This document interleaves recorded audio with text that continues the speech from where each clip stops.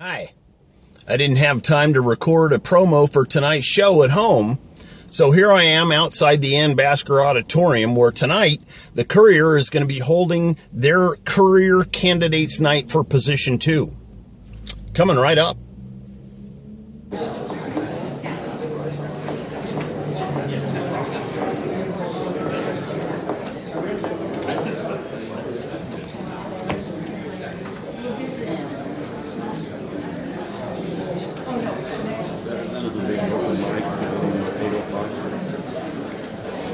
Yeah, that's the one.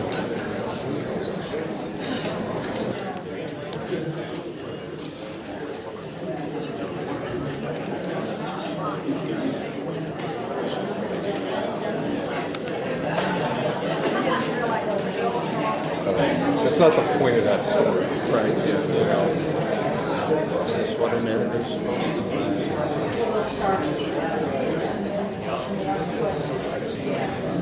It cracks me up.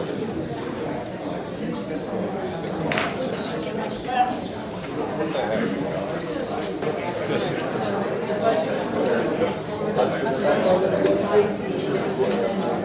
Sean, what was that? Bill was giving his personal pledge of allegiance and I just thought it was a good image, but that's okay. It wouldn't run anyway. Good evening, and welcome to tonight's Candidates Forum, co-sponsored by the Grants Pass and Josephine County Chamber of Commerce and the Grants Pass Daily Courier. Tonight, we are featuring candidates for Position 2 on the Josephine County Board of Commissioners. For the format, each candidate will receive 2 minutes for an opening statement, and then after that, they will field questions from our panel. The questions were developed by a committee formed with the Chamber of Commerce and the Daily Courier staff. You'll have 1 minute to answer each one of those questions. And when you see our timer, Jody, hold up the yellow card, that means you have 15 seconds to go. And when you see the red card, stop mid-sentence, please. First, I'd like to introduce our panel. We've got Larry West, who is a Toastmaster and volunteered to help us out here. We've got Colleen Martin, who is the president of the Chamber of Commerce, and we have Jody Wainwright, also from the Chamber of Commerce.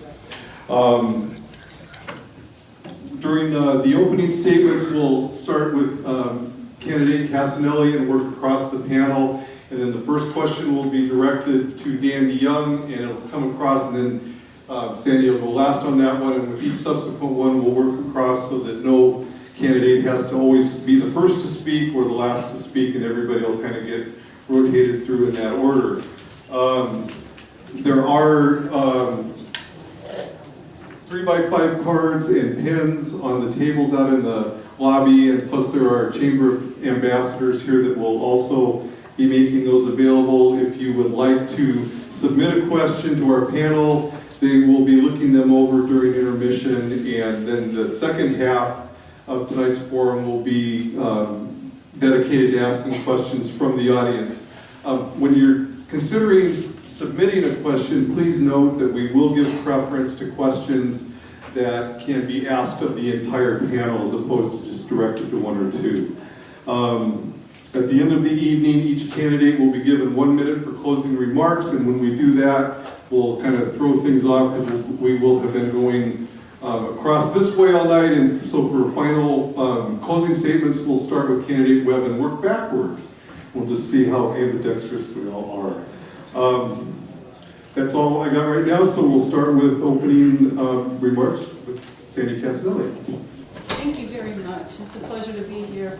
I'm Sandy Casanelli, and the primary reason why I'm running for commissioner is to alert everyone of what's going on regarding this proposed takeover of the county by the governor.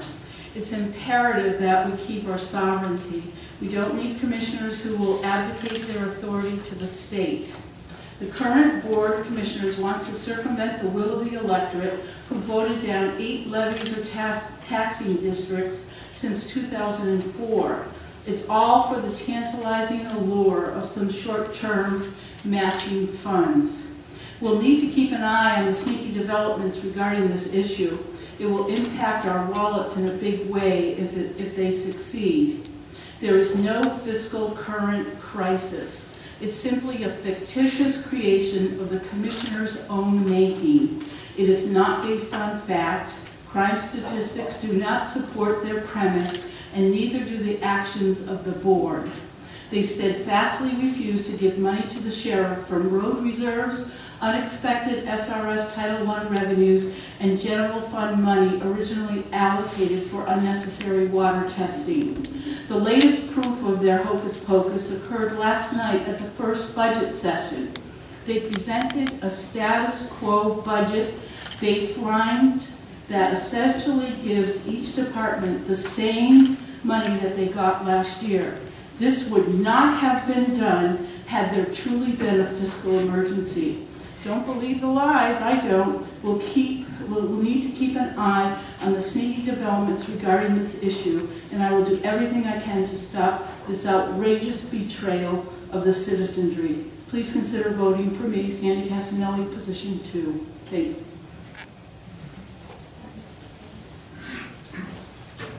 Good evening, everyone. I want to thank the Courier and the Chamber of Commerce for hosting this, and all of you folks for coming out here and showing an interest in this upcoming election. I think from top to bottom, the election process from the federal level all the way down to these local elections is probably the most important election cycle we are ever going to see in a long time. There are some issues here that we're going to talk about tonight. I think we're all in this agreement up here on this panel that we're all going to follow the Constitution of the United States of America, that we all have concerns about public safety, that we all have concerns about how we're going to fund our county.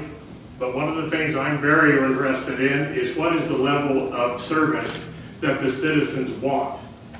We can't budget or we can't figure out how to fund things until we in government and elected officials know what you want and what you're willing to pay for, or how we're going to find the money for this for anything that you want. We live in a county that's rather large for its size, and it also has about 8 different demographic areas, all the way from Wolf Creek, Sunny Valley, Williams, Murphy, Selma, Cave Junction, Grants Pass, and also Merlin's out there also. Each one has their own special set of problems, but they also have their very special sense of strengths and ways that they can fix whatever they want. I would like to see us get everybody together in one room, or a representative from each one of those demographics, sit down and discuss what their problems are, and I would almost say that 40% of the things that all of them would have about the same problems. That's the 40% that we want to strengthen. I'm here to unite both the city and the county. I know there's some contention between the city and the county, and I want to unite all citizens of Josephine County because we're all in this together. Good evening, everyone. I'm delighted to see so many of you out here at this event. My name is Nathaniel. I'm a young entrepreneur. I own a company called Technology Solutions. It is a computer service and computer coaching company here in Grants Pass. I'm also the president of Rogue Valley Networking Toastmasters, which is a public speaking and leadership development group that meets here also in Grants Pass. I'm a high school graduate. I was homeschooled, and I graduated at 16. I'm also studying and have been studying at a college called Trinity School of Natural Health, which is a alternative natural health college, and I've achieved diplomas from there. I'm running for commissioner because I'm concerned about the future of this county. I've been watching local politics for about 6 years now, and the more and more I've watched, I've become more and more concerned about the issues that our county is facing. I'm concerned about the lack of positivity in local government. I'm concerned about the breakdown of communication. I firmly believe that the #1 issue facing Josephine County right now is a crisis of communication. And every other issue, whether it be trust, leadership, public safety, it all comes from that issue of communication. In this election cycle, I realized that I could sit and I could stress about what's going on in our county, or I could jump in and try to make a positive difference. And that's what I'm here to do. I'm not running for commissioner because I think I have the answer to every question or to every problem that we face. I'm running for commissioner because I have a vision for where this county needs to go, and I want to work to make positive impact to get it there. I have 3 issues that I am running on: prosperity, safety, and freedom. I look forward to getting to discuss them further tonight. Thank you. Good evening, I'm Harriet Harris, and I too, building on what the other candidates have said, I seek to be more inclusive for the county. There is such a breakdown in trust between the county and the commissioners. In trying to do my homework and get smart on issues, I've been visiting a number of the departments, and quite honestly, I got to tell you, most of them love the commissioners. There is a great rapport, working rapport between the commissioners and the various department heads. It's when we get out of this clique right here in around the courthouse that things really break down. I would like to see ad hoc committees in the various communities, Merlin, Wolf Creek, Cave Junction, Murphy, people addressing the issues of the cannabis, other landowner interfaces, safety, public safety in those areas, mining, timber, real estate, housing. People have local solutions, and I would like to get out of here, go out and meet with those people, hear what we at the county can do to facilitate what they would like to see happen in their communities, and if it is an issue bigger than we can deal with at our level, bump it up. You know, we are very fortunate. Carl Wilson and Dwayne Stark are very committed to this community and incredibly accessible. They want to work, and we can bump issues up to them. I have been to a number of commissioner meetings, and I can tell you, if you come to a commissioner meeting and you have an idea or a gripe, at the end of that meeting, I'm going to ask that we circle these chairs and work it out here before you go back home. I don't want you leaving and dissatisfied. Good evening. My name is Keith Eck, sitting commissioner from position 2. It's good to see so many faces, and appreciate your all coming. The reason I'm running is that I'd like to be able to continue. It took a year to be able to realize which way was up and which way was down. That year has been passed. It is a learning curve, and I feel as if there's been some positive things that have happened, and I would like to be able to continue with some of those positive things that have taken place. There's so many stories that come about. There's so many negative inputs that come in that one forgets the many, many positive things that are taking place in Josephine County. We have a growing population in Josephine County. We have a very successful private business in Josephine County. There's growth. There is industry that's taking place, small industry, but it's taking place. And if we didn't really know all these things, you'd swear that everything was going down the cesspool in a hurry. We have a big funding issue with the criminal justice system. The rest of the county operations are solid. It's not going to fold up and they're not going to implode in another year and a half. But the criminal justice system is a serious issue that needs to be addressed. But it doesn't mean the whole thing is going down, down, down. My experience in the county has been for 20 years we've been here, and I would like to be able to continue that, and would trust that I would be provided an opportunity for another 4 years. And thank you for that opportunity that you will give to me. And I appreciate you coming, and look forward to the rest of the evening together as well. I'm Dale Matthews, and I go to more of the county commissioners meetings than they go to of their own meeting. In fact, I go to more county commissioners meetings than all the rest of the candidates in this room. So what have I seen during this time? I believe, well, first, I could say something negative about every candidate, including myself, and you know that I could, but I'm not going to do that. I'm going to talk about solutions. We need to start off every meeting with an invocation because we can use all the help that we can get. The very first thing we should do at the very first meeting is start sending letters to the federal government, to the right people in the federal government, saying you have a contract with this and you're not living up to it. I figured out a way that we can do that, and we've already started. By the end of the 4 years I'm in, we'll have 10,000 letters in their hands. Now, are they gonna do everything we want? No, but it's a good start. And who else is doing that? You could participate. We're gonna help you participate in that, because it comes from the grassroots. Public safety is the biggest problem that we have in this area, except for trust in our county government. Because when the county government gets the money, I was sitting right there, I've shown you the videotape, and they said, well, what about where will the money go? Well, let's keep it purposely vague. I'm not going to give money to anybody that says let's keep it purposely vague. So we need to know for sure where that money is going. Now, I've talked with the sheriff, and I said, well, there's 10% skimmed off the top for toner and pieces of paper and stuff like that. He said, I can handle that better. I want to put the responsibility in the right hands. And no, it's not there right now. We're going to work on that, and I'll talk about that a little bit later. Good evening. I'm Joseph Rice saying thank you for coming. I know everyone's interrupted their lives or evenings to come out here and listen to us. There's varying ideas and opinions on how we need to move forward. I personally am tired of hearing how negative Josephine County is. We live in a beautiful place. We have good people here. We've got the lowest tax rate in the state, and those are positive things. And we need to advertise ourselves that way. I don't really attend things. I do things. This is what I do in the community currently today. The slides for veterans, everything we can do to make our community better, and we have to come back together as that, a sense of community. I believe, as I've served as a military officer, the protection of our constitutional liberties and freedoms is paramount. Government's responsibility is to protect the people, not run your lives, period. We do have a community safety issue.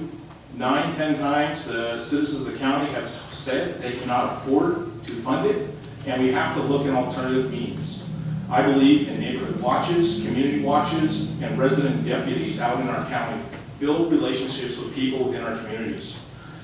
We need no longer, we don't create economy, we don't create jobs, we create an environment for business to flourish.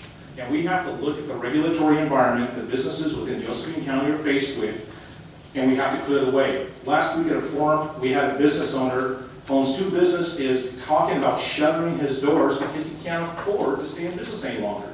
We can't continue that. We're in the position of job retention, not creation at this point. We got to fund our government, live within our means, as everybody in this room does. And I believe in top-down priorities. We have a representative form of government. What is wrong with everybody in this room saying, hey, I believe this is the priority to the least priority and fund appropriately? I entered this discussion. I'd like to hear everyone's views and opinions. Please ask the hard questions tonight. Thank you for your time. Mr. Walters? My name is Paul Walter. I moved here approximately 25 years ago. I'm the editor of News with News.com. A lot of you know me. I have been predicting for 20 years that we're going to lose our country unless we elect decent people to office. We have elected the wrong people to office, and that's why we have arrived at the edge of the cliff as we speak today. I mean, the whole county is falling apart, the state is falling apart, the country is falling apart. I heard today one of our candidates say that we have a crisis of communication. I don't think we have a crisis of communication. I think we have a crisis of faith, of trust and integrity. When we have a commissioner that comes out of a strip club and gets picked up by state police and he's supposed to be a county commissioner, there's something wrong here. And has a problem popping the cork up the bottle. I mean, what kind of a people are we electing? That's why we're in this mess. We have a funding issue because we have irresponsible spending. I'll give you a good example. The county just spent approximately $78,000 testing the city water. Now the commissioner is supposed to represent the county. Now we're in the county, we're on the well. I don't want to pay to get my water tested. So we paid, the county residents paid to get the city water tested for the city residents when that should have been paid by the city. Not $78,000 would have put a deputy on the road. So we have irresponsible people in this county that have no common sense. And that's why we have arrived at this mess today. And you can't blame these people because it's all of us fault. because we voted the wrong people off. A lot of you vote, and I've done the same thing myself. You know, you vote for the guy who smiles and who's got the most signs, and it doesn't mean he's the best candidate. Thank you very much. I'm Tony Webb. I was born in Grants Pass. My grandparents moved here in 1941. I moved away for school and for a career, and then I returned in 2009. And I was motivated to run for public office because my background includes skills that the county needs to get back on track. It includes finance, marketing, business administration, human resource management, and being a lifelong community advocate. After I moved back in 2009, I volunteered on various boards. I attended city and county meetings. I traveled around the county to learn more about the causes of the problems here. And I attended meetings at all of the different areas in the county, from Wolf Creek to Williams to O'Brien. I feel that there are three big issues facing our county right now. The first one is lack of opportunity and jobs. The second is lack of long-range planning for public safety. And the third one, which I hear over and over again all over the county, is lack of transparency and accountability and listening to the citizens. So I want to thank everyone for coming out tonight, and I look forward to answering your questions. Thank you.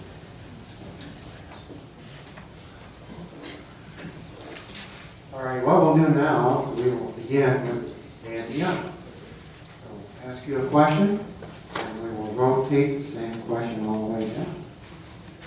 Andy Young, do you believe the level of public safety services in Josephine County is adequate?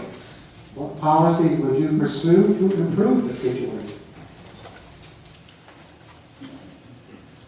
The level of service now being provided by Josephine County, I feel it's inadequate just because of the amount of reported crime that we have. I know there's a lot of people say that the crime is down, but reported crime is the only thing that we have for statistics. There's a lot of crime going on both in the city and out in the county that we really do need to address. The sheriff, I've talked to the sheriff a little bit about it. I think one of the ways that we can possibly fund part of it is the jail is a big portion of it. He has 120 beds out there at the jail that are not being used. The city has purchased 30 beds at the cost of $1 million for the last 3 years. That equates into $4 million if we were to rent those beds out to other counties or to the federal government.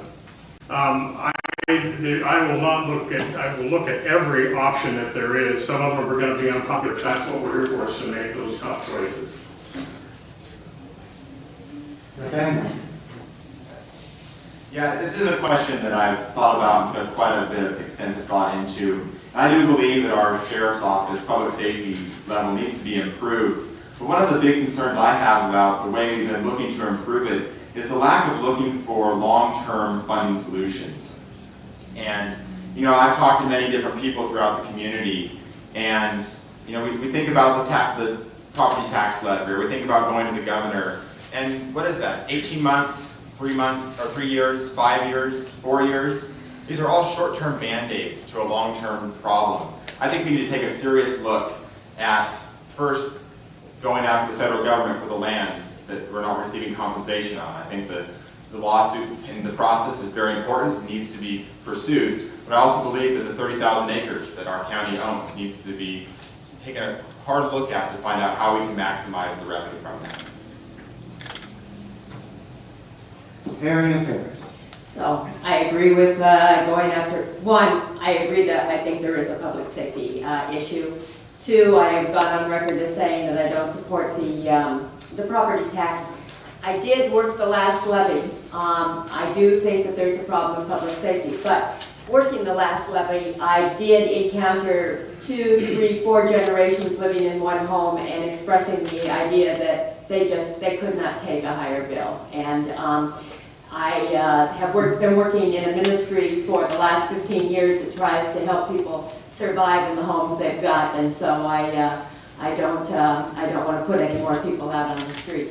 Some of the problem is with allocation of resources. Okay, so right now the sheriffs don't work Cave Junction at night. we could maybe put a concierge rent-a-cop with those guys. I would not want to contract out. Is there, pardon me, is there a public safety? Yes, obviously. I mentioned that in my opening remarks.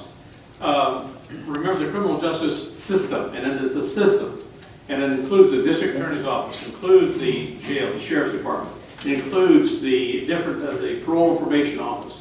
It is a system that has to work together and that has a hard time functioning if any one of those systems is weak. Now, I can stand up here and say, we need to have more money. But, really? How are we going to get to more money? That's the key. I mean, anybody can go out and say all these wonderful things.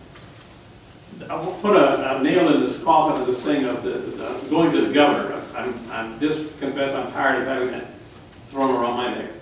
The governor is not going to be approached for money. I mean, the opportunity there. I have said I'm against that from the time that it hit the air, so to speak. I'm against that. You can shake your head all you want. I'd appreciate it if we were said we don't refrain from making these gestures that would be appreciated of that. I'm Dale Matthews, and the people that really count are you. You've done that cost-benefit analysis. We were asked several years ago, do you think that we're at an adequate level? And the answer is no. The question should have been, are you willing to pay for more? Because the answer is no. You made that very clear. So this thing about, do we have enough? No. And we never have had enough in parts of the county. All that counts is what you are willing to pay for. And anyone who says that ought to be forced on you and don't shake your head and all the rest of this, those are just people who are not interested in what you're saying. So I'm going to follow your lead. You're the boss, not us. So if you come up with ideas that you think are good ones, I'll listen to them. But this thing about, well, you know, we have this and so we're going to force it on you. Not under me, you're not going to force it.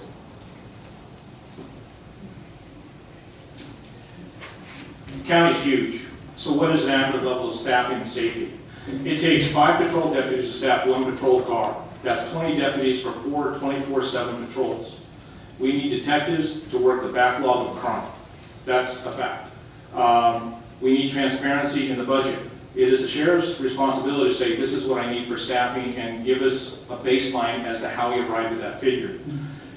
You know, as Einstein said, Sandy was trying to do the same thing over and over again. 9, 10 tax levies loaded down to the people. It's unethical to ask people in Josephine County who are making hard choices between food on the table and paying their rent for higher property taxes. We instigated a community watch program, and I believe we have to get back to a sense of community. Everybody here lives on a street, has a neighbor. You can work together, look at crime, and make an impact and difference. Resident deputies, get in the communities, develop that sense of community. It's an important item and thing we have to do. Well, we're at this mess because we have voted officials in office who spend money like drunken sailors. If you, for example, out there get $1,500 a month Social Security and you spend $2,000 a month, you're not going to last very long. You're going to lose your home, you're going to lose your business, you're going to lose something because you can't spend more than what you take in. Well, that's what the county does. And then when they are not wise with the money, they say, well, that's okay, we'll just squeeze the property owners, we'll just scare them to death and tell them that high crime is on the rise, and they'll cough up more, and fire dangers, so we'll cough up more for public safety, more for fire and everything else. And they always use those two to scare you. And I think my friend Joseph Price is right. You got to strap a .357 Magnum next to you, and a good Doberman, and a community watch around your neighborhood and protect each other. And I think that's what we can do until we can solve the problem. Yes, I don't think there's any question that there isn't enough public safety out in the county. When I ran for this position in 2012 and received 46% of the vote, I proposed 2 solutions, or at least partial solutions to this problem. One was leaner management at the county administration level. We need to consolidate some of the departments and free up some of the money for public safety. We have about 20 different county departments. Most counties in Oregon have 12 to 14 departments. Also, I brought with me a map. I invite you to take a copy of it out in the lobby. You can see on the map that BLM is the pink Forest Services, the green, which shows you some of the problem we have in the county. We don't have access to all of our land.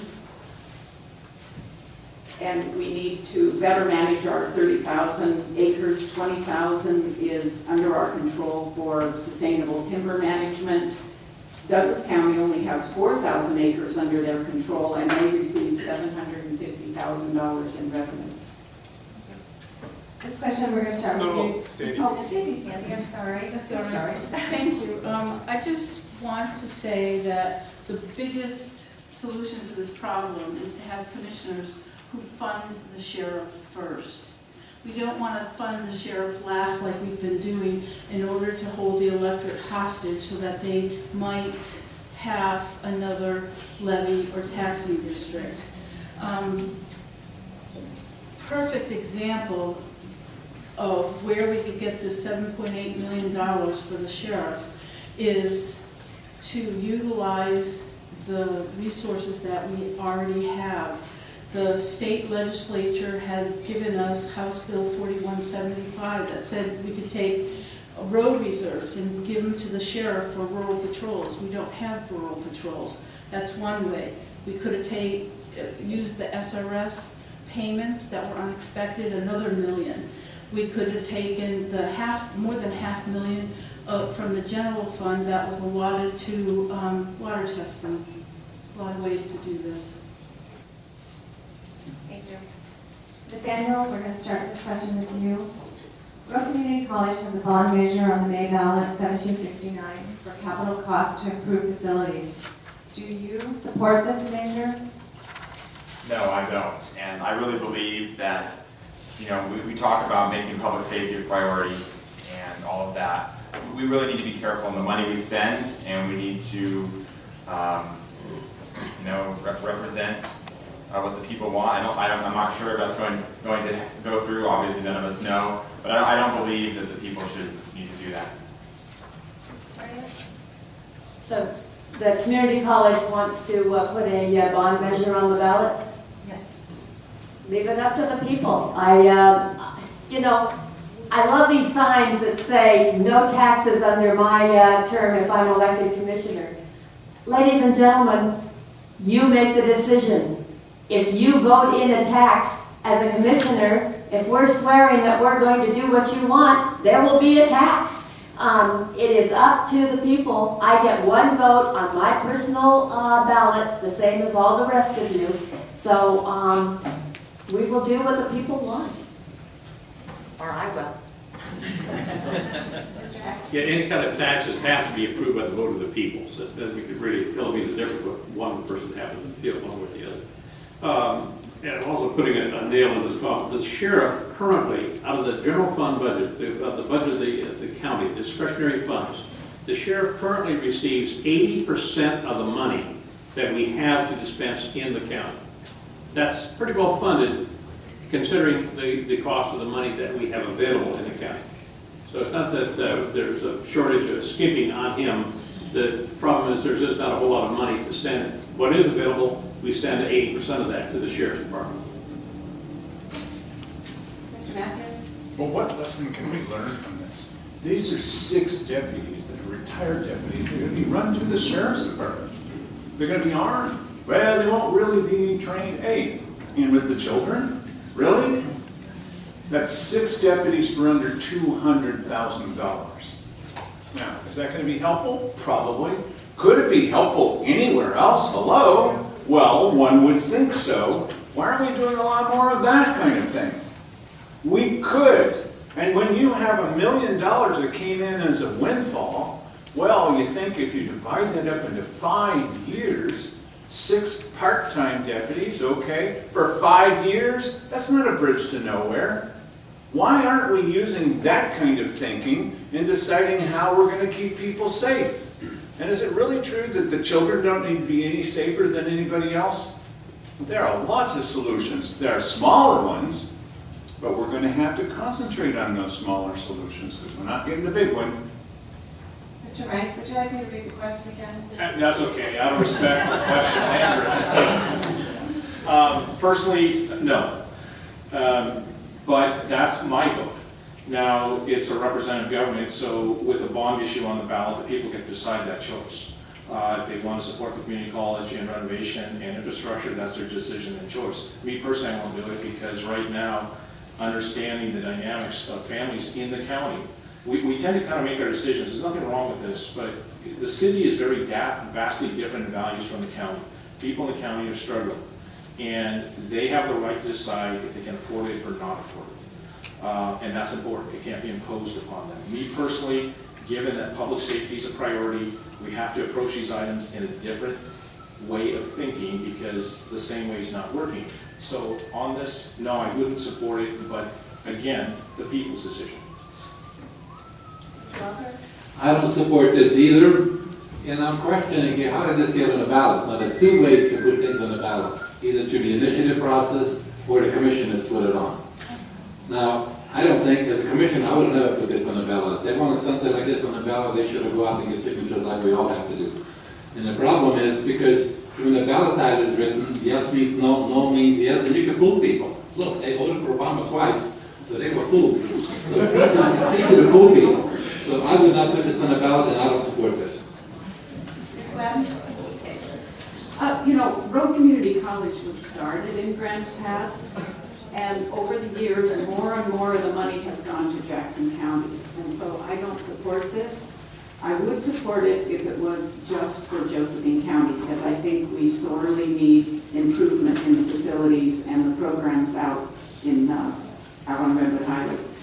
A lot of the money of this particular proposal goes to construction, and that's another concern to me because I've seen a lack of competitive bidding at the schools in their construction.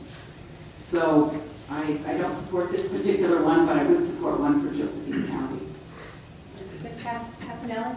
Yes, I concur with my fellow candidates here that I disagree with this measure. It's going to want $20 million over the next 21 years.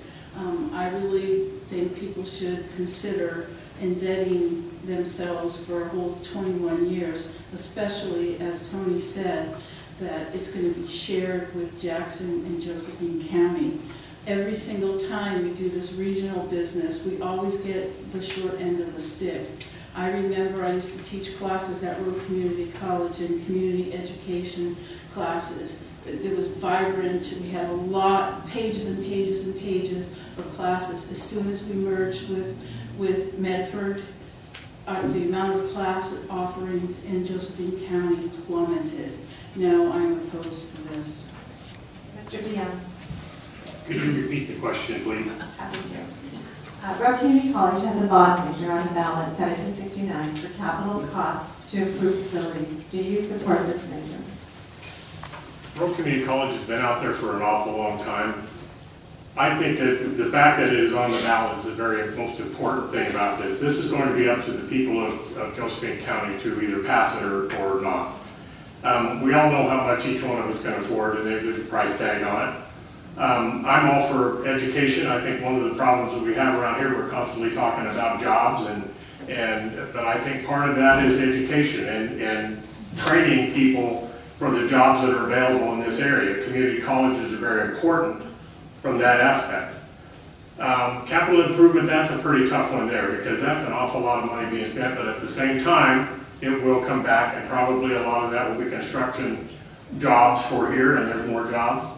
I don't know whether I would support it or not, but I'm all for it going to the voter because that's where it needs to end up. Whatever the voter says, that's what the board will have to abide by.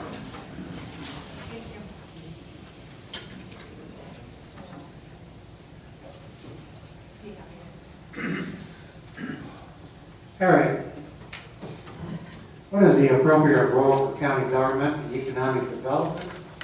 And what would you do to pursue this? In addition, what do you think about the role of Serenity in Josephine County? The role of surveying? Serenity. Serenity? Serenity. Oh, Southern Economic Development. Oh, sorry.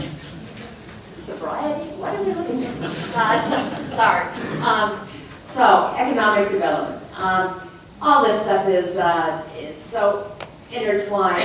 We have a housing shortage here. I think you're going to have a hard time getting big business to come in if there's not a place for people to live. I would like to see us get the homeless off the street.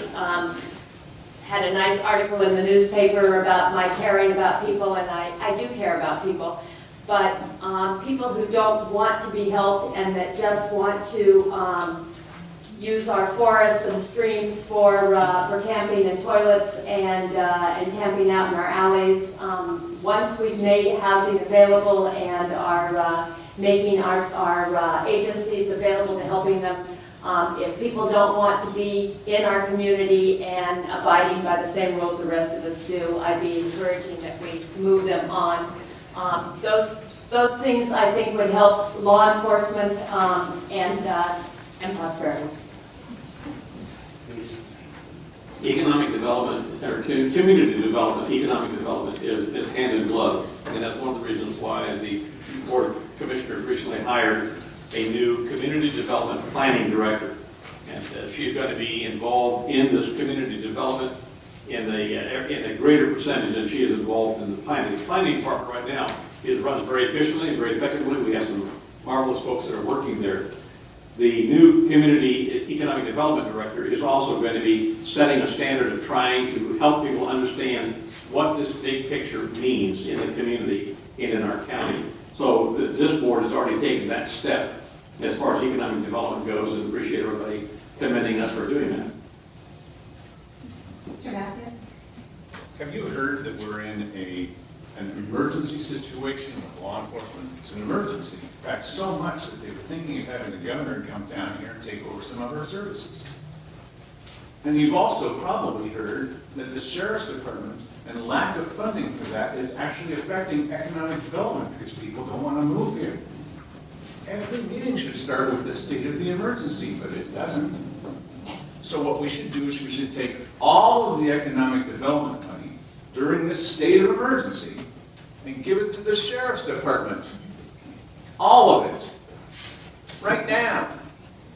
The sheriff's department should be funded as much as we can and stop handing it off to other departments because it bolsters their budgets. They're actually doing that right now. Well, but the good part about that is that you can give it to other departments, you can give it to the sheriff's department, but they're never going to do that. It helps alleviate the problem. Mr. Rice? Repeat the question? No, I'm just kidding. For economic development, as I said earlier, we have to create an environment that's positive for business development. We don't create jobs, we create a business environment so businesses can move in. Proposal I have is any new business moves into Josephine County, that 24-month personal property tax holiday. Any business that does an expansion, the same, that 24-month personal property tax holiday on the expansion. And that is the tax the county charges the business to do business with.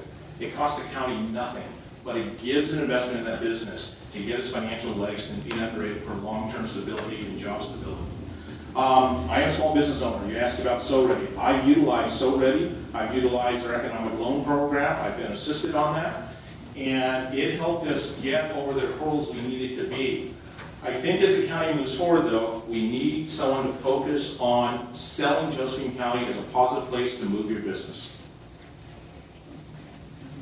Economic development, you know, the businesses in California are bailing out of California and moving all over the country except here.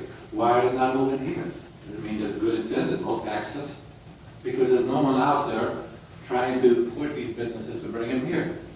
I mean, this is a beautiful place to live, and there's nobody to move in your state is advertising, bring your business there, and no taxes for 10 years. That's one of the reasons they're not moving here, because the fees are too high. You know, fees for this, and they got fees for that, and permit for this, and permit for that. And some permits take 3-4 months to get, and they're outrageous prices, so the businesses leave. They don't come here. So the government is the problem. If the government gets out of the way and lowers the fees so businesses can relocate here and start looking for these businesses, I think we can accomplish that. Yes, I'd like to agree with Sandy that we get the short end of the stick where SoReady is concerned. The Southern Oregon Regional Economic Development Alliance, which is in Medford.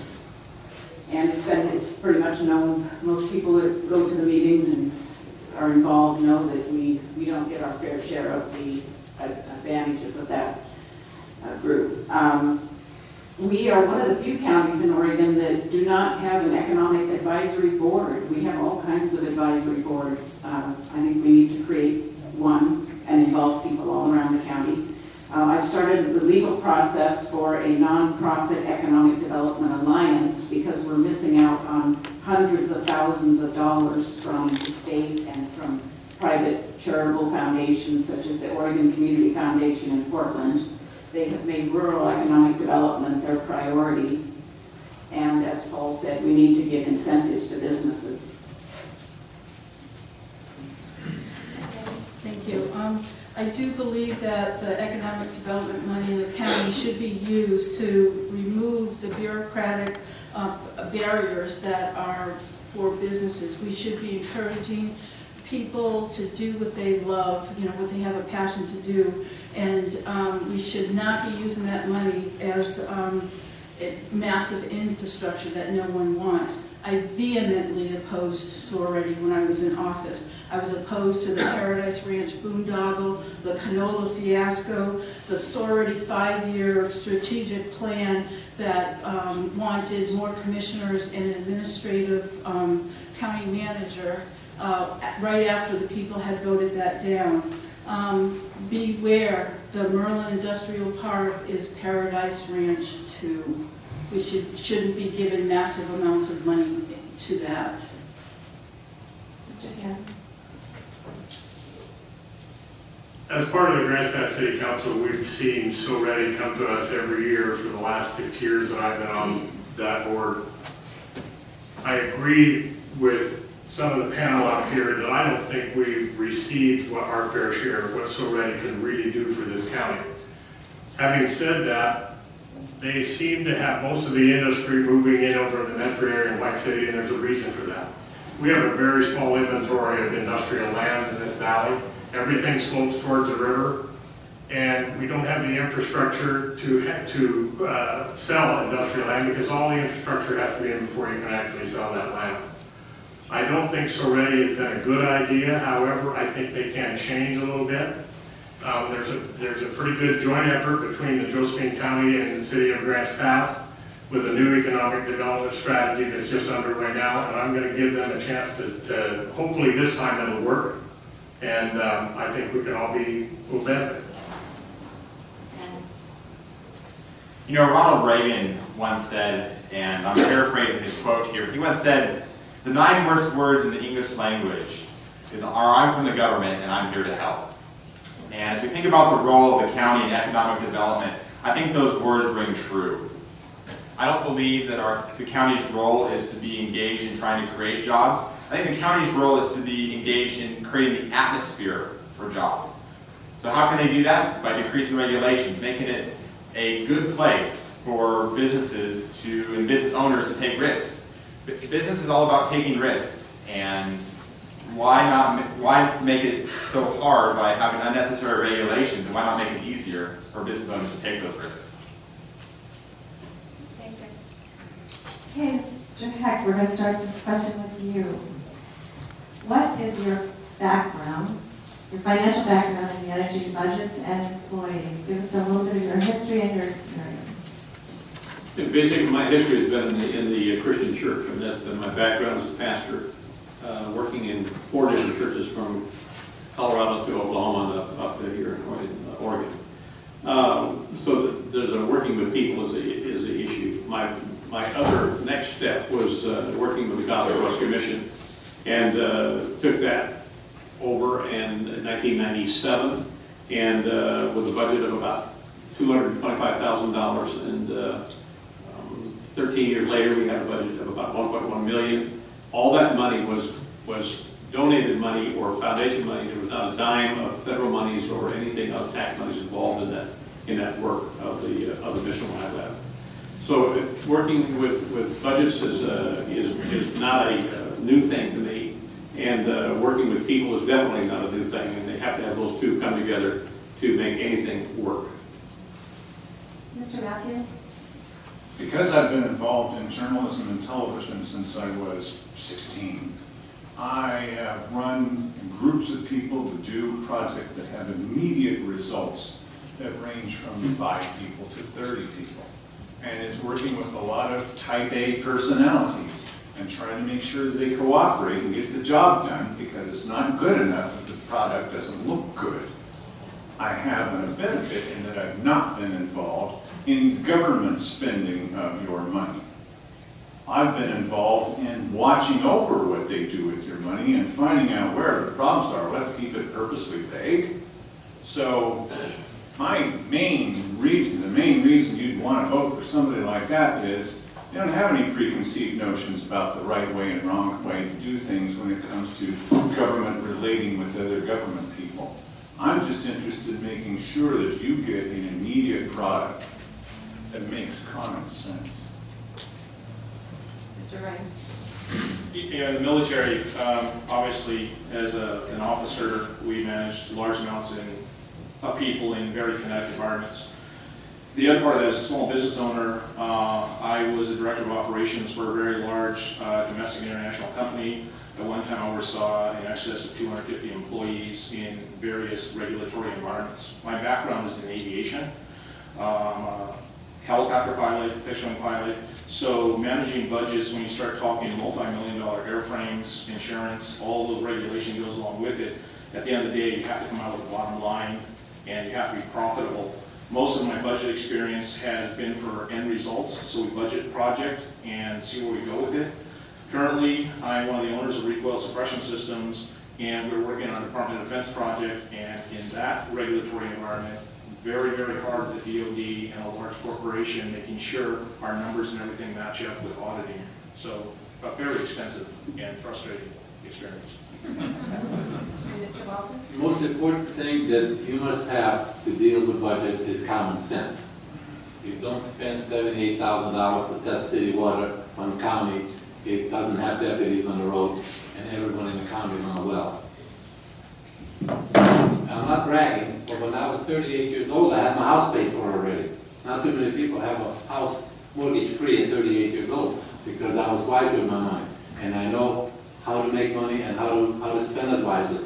This is what we need in our office. We need people with common sense who are going to look at the budget, who are going to look at and prioritize and spend money wisely, so we won't have the problems in the future like we have today. My background in finance is I worked in the finance department of a large corporation. It was $1 billion capitalized on the New York Stock Exchange. We had 5 divisions. I helped prepare the budgets. I was on a team that evaluated one of the divisions for sale. I've owned 3 small businesses, so I've done the budgets of marketing, payroll, administration. I also have a master's in business administration. Ms. Casanelli. Thank you. My background in managing budgets and employees, well, for 3 years I was a Josephine County Commissioner. It was managing 427 employees, most of them good, some of them not so good, some of them exceptional. So it's the whole gamut here in Josephine County. It was a budget of over $1 million, and as a county commissioner, you're one of 3 that manages everything.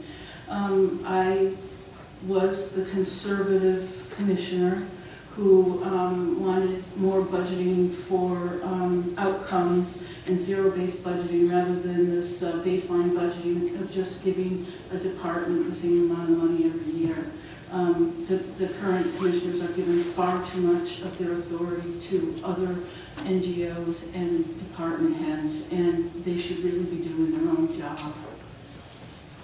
Mr. Dion. Yes, I've been in business here in Grants Pass for 30+ years at All Seasons Heating and Air Conditioning. I've had to hire, fire. I signed the front part of the paycheck, not the back part of the paycheck, every day that I was in business. You have to watch every penny very carefully. I've also, I know what it's like to be close to broke, but I fought my way back because I started listening to my advisors. I'm also, as where in background, I'm on the Rogue Valley Area Commission on Transportation, where we budget money for highway funds. I'm also on the Middle Road Metropolitan Planning Organization through my time at Grants Pass City Council. We deal with budgets in every aspect of taxpayer money. It has to be accountable. Every penny has to be accountable because it's your money. The government took it away from you, and we're budget committees are figuring out how to spend it. I've been on the budget committee for 6 years in Grants Pass. I'm proud of that. Mr. Duarte? You know, I'm going to be completely honest. I'm a young entrepreneur, and I don't have the financial and employee background like some of the other up here on this panel. But as I think about the budget issue and issues related to the budget, I think the biggest problem we're faced with is a lost principle. And that principle is that you're spending other people's money.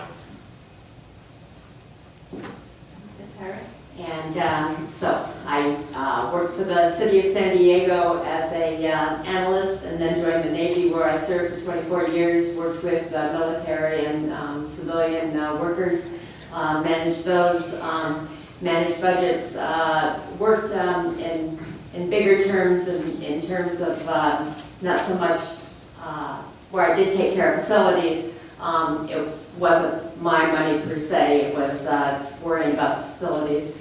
Locally, I have been on the admin finance team over at River Valley Church for the last 6 years or so, and have been involved in the payrolls and finance decisions there.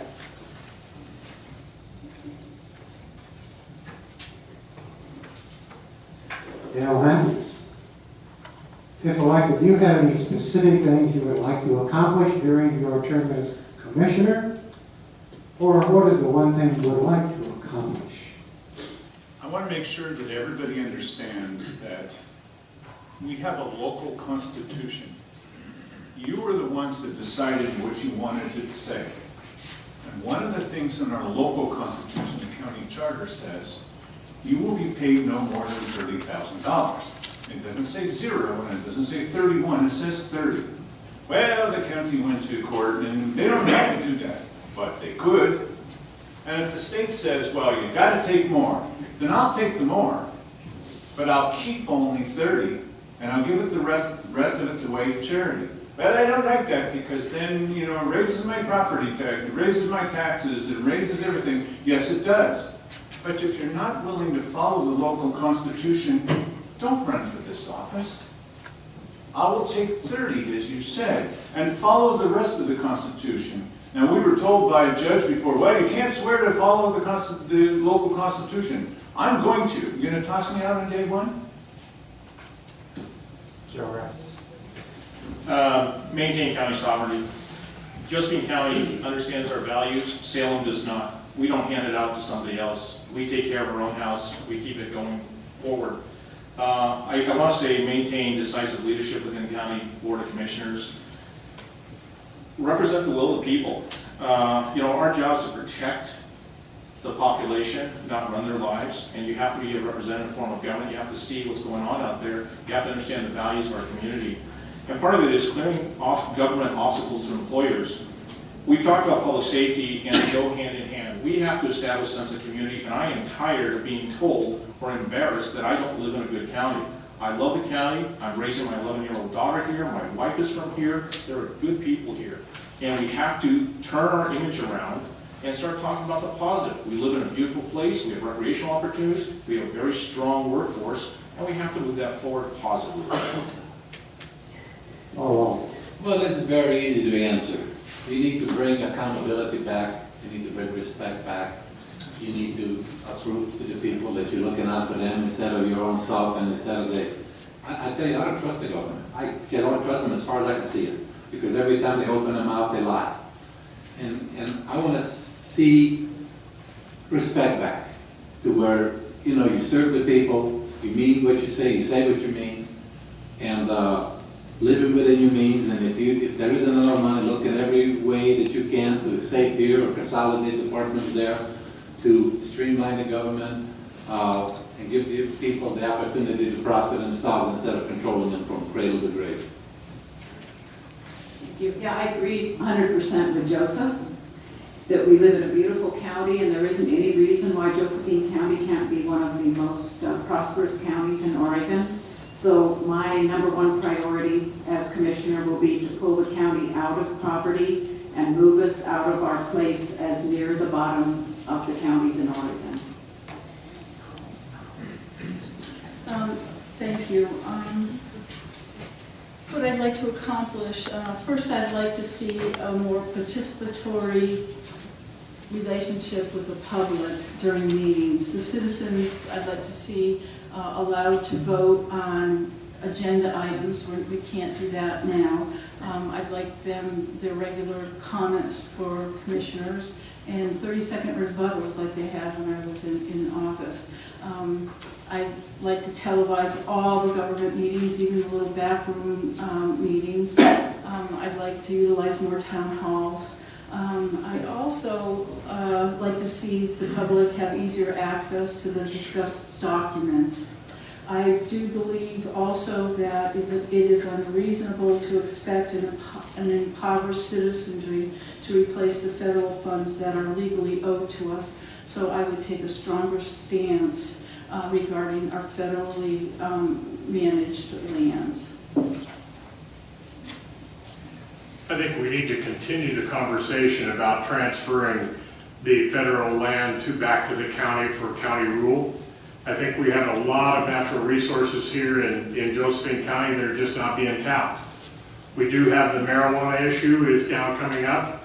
It's a brand new industry in our midst, and it's not going to go away.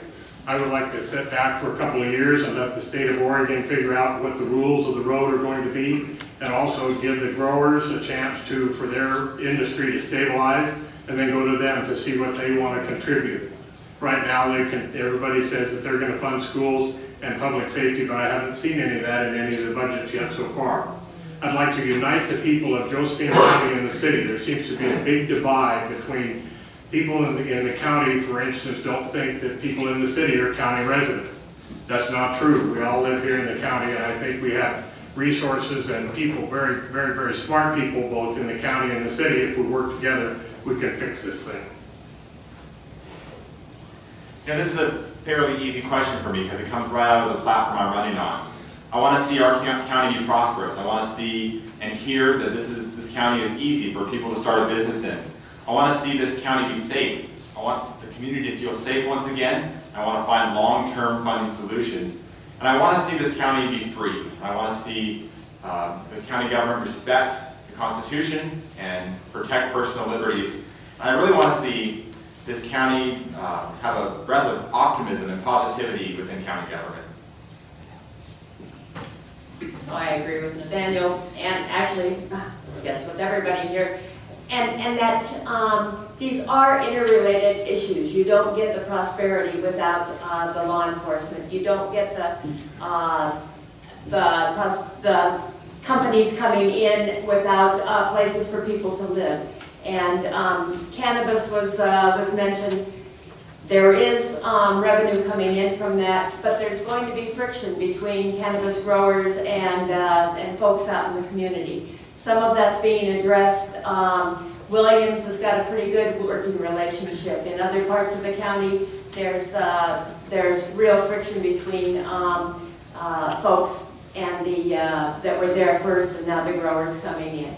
So the main thing I would seek to do is, like Sandy said, get a better interrelationship between the voters and the commissioners and get their ideas.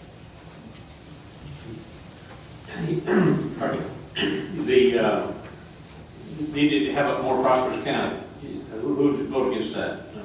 How do we get a more prosperous county? That's a kind of grandeur speak that drives one to a tad bit of distraction. Have we made strides in cutting back certain fees and regulations and hiring a new planning director, community development director? Absolutely. We have done that, and I'm one of the three that has taken the lead on that and seeing these things done. We have so much grandeur speak that sometimes you lose sight of what is actually taking place, what's happening. And to say that the county is in a horrible mess is, as Tony mentioned, I think was, we are a good county as far as being stable. We have some huge problems with the criminal justice system, but we're not all vile, evil, rotten people.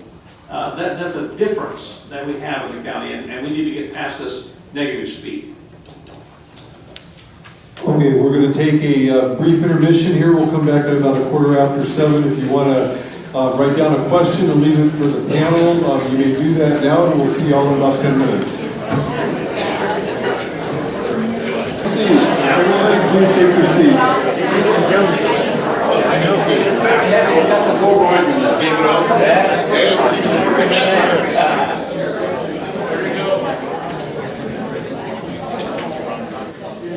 Okay, we're going to go ahead and have the candidates field some more questions, and then as we approach 8 o'clock, we'll have them give their closing statements. So we'll turn it over to our panel now. Okay, Mr. Rice, we're going to start this one with you. Would you support changing county government to include a county manager with volunteer commissioners, or expanding the number of commissioners on the board? No. No, I'll finish that out a little bit. We have a representative form of government. First off, we don't need to expand it. We need to contract government. It seems when we expand, we create bureaucracies, we create fodder, and those are things the citizens have to navigate through, which is improper. I don't support 5 commissioners and a manager simply because I believe there would be undue influence on the manager. I believe that the manager becomes its own entity, and that cuts them, and the individual, that position cuts itself out from the citizens. And the citizens have a representative form of government. They have to have access to government. One of the issues to reestablish trust in Josephine County is transparency. We have to increase the transparency, the openness of some of the candidates to talk to, videotape, television, open doors. A manager, closed door, no. Mr. Walton? Absolutely, positively, no. What else can you say? And I agree with Joseph. There's a candidate here that wants 5 county commissioners instead of 3, unpaid. Listen, you can't even get 2 good ones out of 3 to have a majority. How are you going to get 3 out of 5? I mean, this is insane. And there's also people that want to eliminate your home rule charter and change it. You know why they want to do that? Because back in the 90s, I put in the 1st, 2nd, 3rd, 4th, and 5th Amendment to the U.S. Constitution in there to remind people of what the Constitution is, because our founding fathers, a lot of them gave their life for this document. This document is very important. There are people on this planet and country that would give the right arm to have a document like our Constitution, and we must abide by it. Yes. No, I don't at this time support a manager for the county. I think that the commissioners can do more to reach out to the other counties to see how they're managing their different departments and their resources successfully. I've been calling Jackson County, Marion County, Lynn County, Douglas County to see how they manage public safety, their timber, their administration. I think that we could have 5 commissioners, 7 commissioners, 10 commissioners. What we really need are 3 good commissioners right now. Thank you. Yes, I agree. I do not support a form of governance that is managerial. When I went to AOC, I saw all different counties. Some had 3 commissioners, 5, 7. Some had judges. Some were part-time. Some were full-time, paid, unpaid. You know something, it doesn't matter what form of government you have. It depends on the integrity of the people that are in those positions, because good people can work within any system and bad people can really mess up any system as well. I don't believe a county manager is accountable to the will of the people. We already voted this down. It's been before the public, and the electorate did not want it. And if you think an administrative form of governance is better, just take a look at what's happening at the city. They are not run better than the county. speaking from the city. We have an unpaid volunteer council. There's 8 of us, and then also the city manager. Have I seen it work? Yes, I've seen it work, and I've seen it not work. So that's kind of a roll of the dice whether it works or not. Would I support a county manager? No, I would not at this time. Would I support going to 5 commissioners? No, I would not.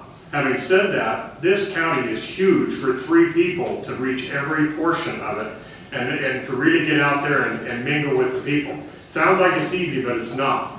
I would rather see us once a month have the people from those 8 different districts that I talked about, not districts on the legal sense, come to town so we can sit down and talk. They don't trust us. They don't trust the county commissioners. Send somebody to town that you do trust, and we'll crack open the books every month, and we'll figure out what's going on. I'm going to keep it really simple, and I think you've already heard what my answer will be. No, I do not support that. But I understand why people might be in favor of that, different benefits that are perceived. But I think at the end of the day, it creates more government, more bureaucracy. And again, I do not either. Some people think that we all have to be trained, except Dale Matthews, who's been attending for forever. But your corporate memories in your departments and having new people coming in and questioning every 2 and 4 years, prove to me why do we need this person, and asking questions and prove to me that we can't do it this way or that way. So new people bring new ideas, and as has already been expressed, we're accountable to you, the people, and you don't want to break that down. And again, in order to have the charter changed, it has to go to a vote of the people. And that's a very simple process. And if you believe that Santa Claus is coming in July, you'll believe that will be changed anytime soon. No, I don't believe it. No. It doesn't matter whether there's 3 commissioners or 33 commissioners. It only matters about the integrity of those people, and we've already seen where that's taken us. One of the people behind this is a person who feels that if he was in his very own district, he would get elected as one of the 5 commissioners. The main reason behind all this is we keep catching the commissioners breaking the law. That's why they didn't want me to start taping before the meeting, although there was a quorum, or after the meeting, although there was a quorum. We defeated them on that because they were talking about county business in a quorum, and that's illegal.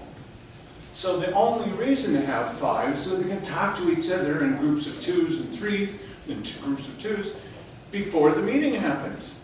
So that they can come to you and say, look, we all agree. Well, of course they would. It all needs to be done in front of you. That's the law. This is just a convenient way around the law. I'm not in favor.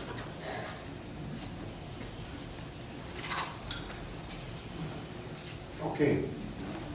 Paul Walters. City has its rules and laws, the county has its rules and laws. What's your opinion on marijuana?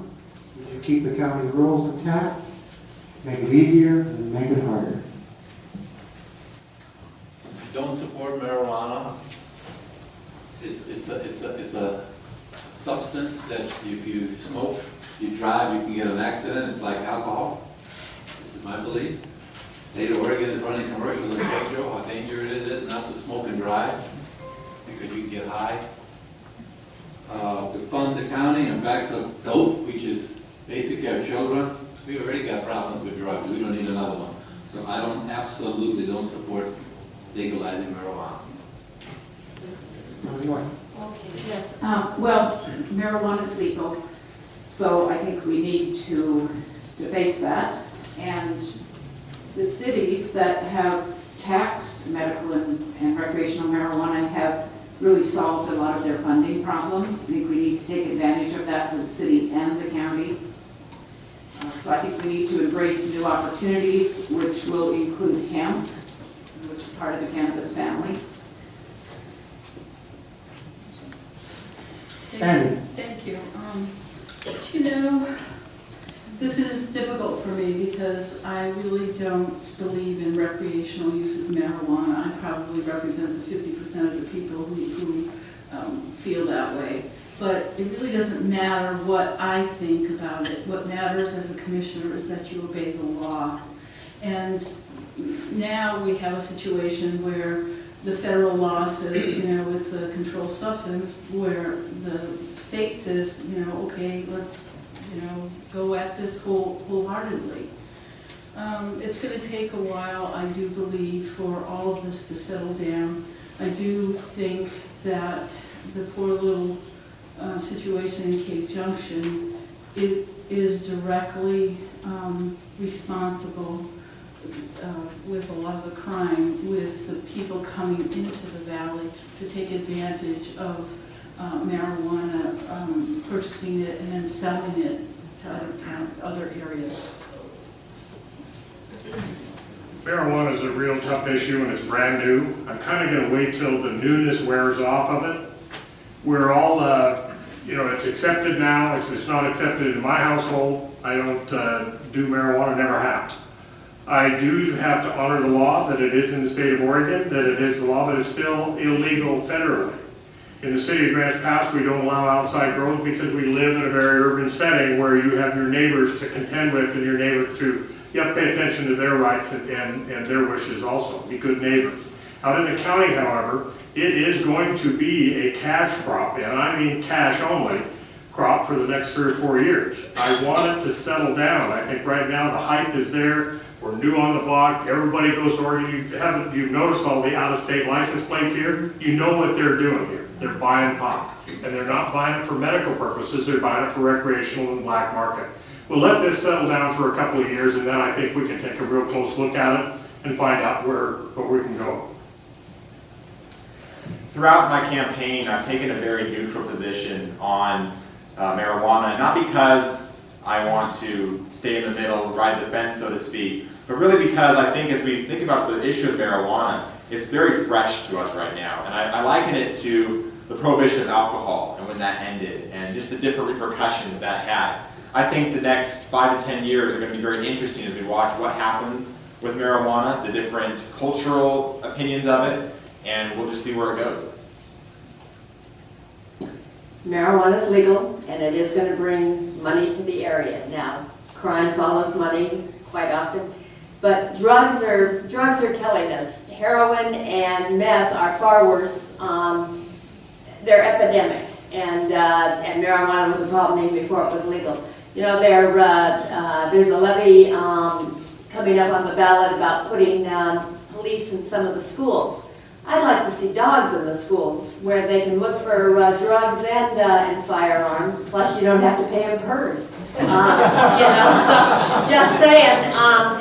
Let the only tail you can see is the wagging dog there. So I want the revenue from cannabis if we're going to have it, but let's go after drug and the other drugs of heroin and meth that are far more serious, and they are working to get the laws dealing with cannabis the same as alcohol. Legalization of marijuana is a right in the state of Oregon. It's legal. And we have to accept that reality unless we want to work in a long-term way to turn it around. But it's legal. So how do we market it? How do we facilitate it? We've taken a very hands-off, in one sense, approach to marijuana. The state laws are what basically guide us as far as marijuana goes in the county of Josephine. Can we impose more taxes? No, we can impose a 3% tax on the sales of marijuana. That's what the state allows us to do. We have not yet done that, but we can do that. Whether we do or not, 3% is not going to be a whole lot of money. The state has given us a projection of how much money we can expect, and we can expect somewhere between $40,000 to $50,000, $60,000 a year. They don't really know of tax money, so getting a large bonus of tax money from marijuana in Josephine County is simply a non-issue. This idea was defeated at Josephine County by 2 votes, not 2%, 2 votes. So this is as close as you can get to a split county on this kind of thing. I don't smoke marijuana, but what we should be thinking about is what kind of socioeconomic changes are going to take place in our county when planning says that almost all of the business, I go to these meetings, is being generated by sales of permits and all for growing marijuana. Now, if you've got a really big business, no matter what it is, and it's generating all of this interest, well, what kind of people do you think are going to come here? Some of them are going to be lawbreakers. Some are going to be, as they said in the old song, beatniks out to make it rich. These people are going to come here. The politics of Josephine County is bound to change when people come here because they're interested in marijuana. That's the bigger issue. Not is this the law or not the law, it is the law. The people voted marijuana in back 11. It shows the difference between Salem North and Josephine County, different value systems. I think we look at this as wrong. We should be looking at this as an opportunity. We have to have a very distinct discussion between what is recreational marijuana and what is medicinal marijuana, and we have to regulate that appropriately. Obviously, we do not want our youth partaking in it. Currently, the Three River School District has a 63% graduation rate. Students in there telling the principal, I'm just going to go grow marijuana. We need to help the industry come in and be responsible for what they're doing. It needs to stay out of the hand of our youth. Israel's done phenomenal research on medicinal uses. The Department of Defense is doing it on PTSD. We have to define the differences of it. The other thing, as we look at it, there's banking issues. We have not resolved that. Currently, it's a federal crime. They can't take the revenue and put it in the bank. Why don't we look at resolving that so we take the black market element out of it?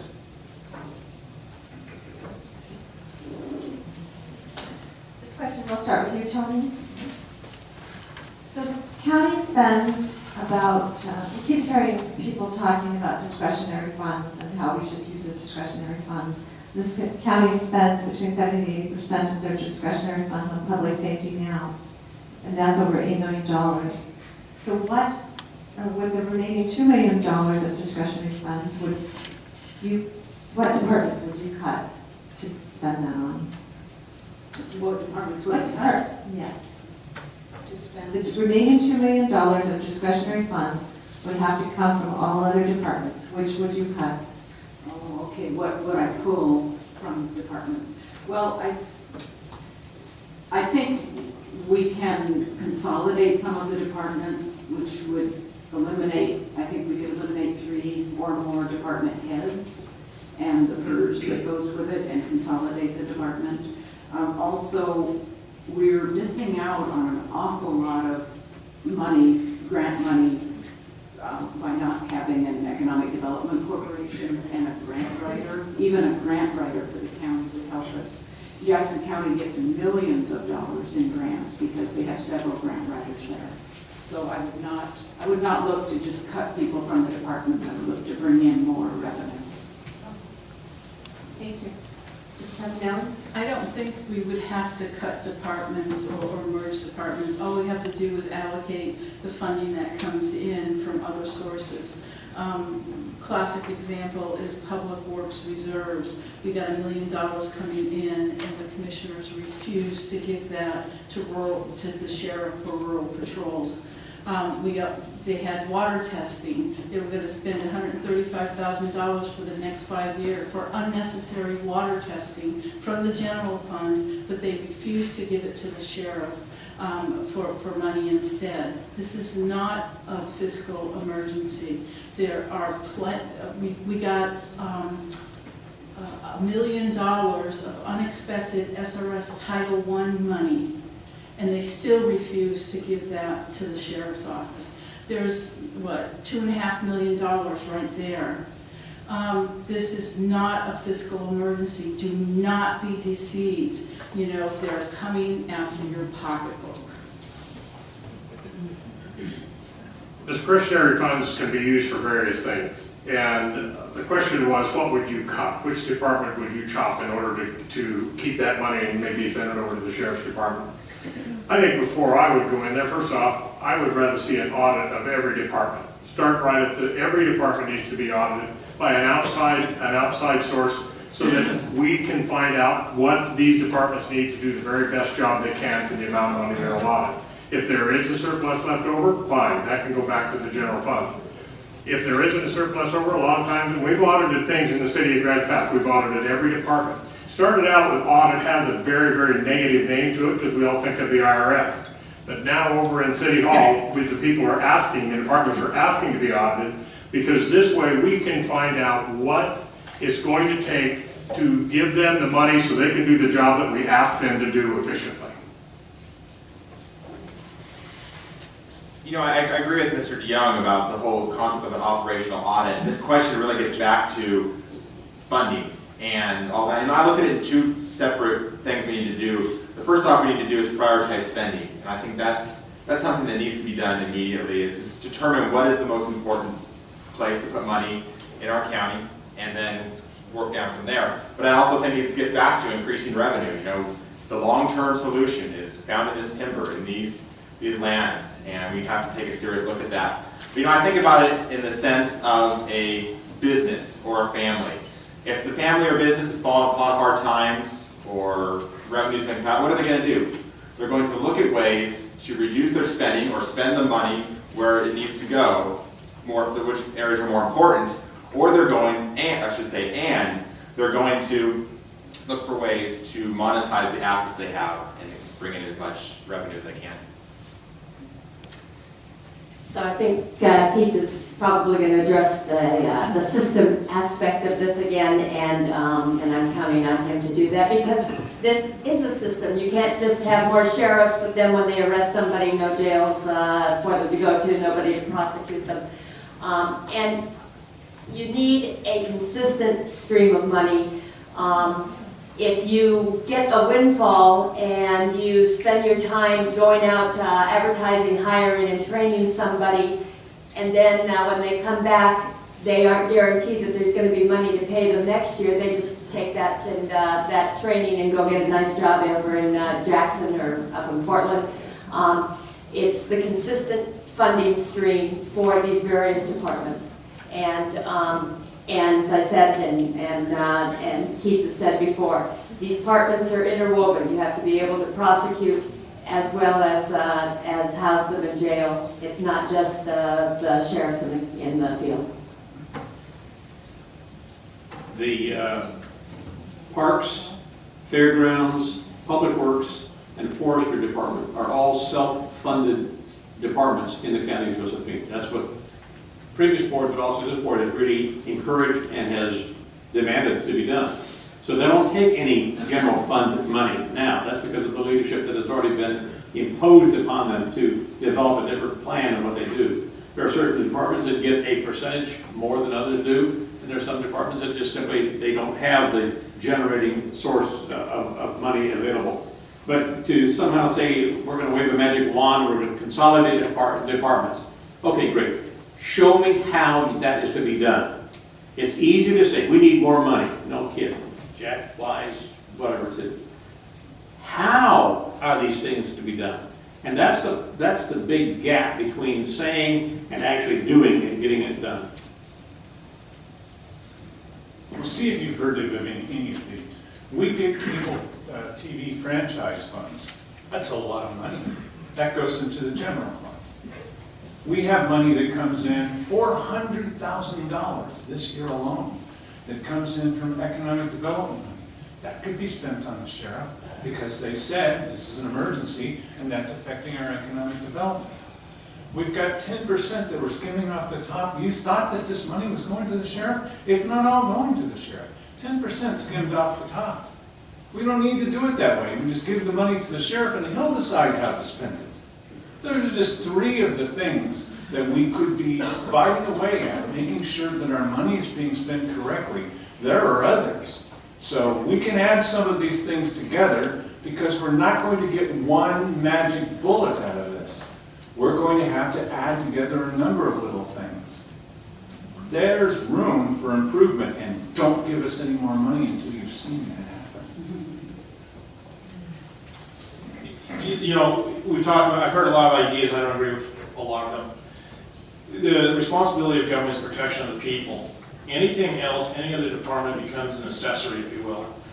You have a representative form of government. I advocate, I like the idea of an audit, I agree with an audit, but I also think if we take all the departments and we put it out to the vote and say to the people, in order of precedence, please list your most important to your least important, and we fund appropriately. And those will reduce the departments we have.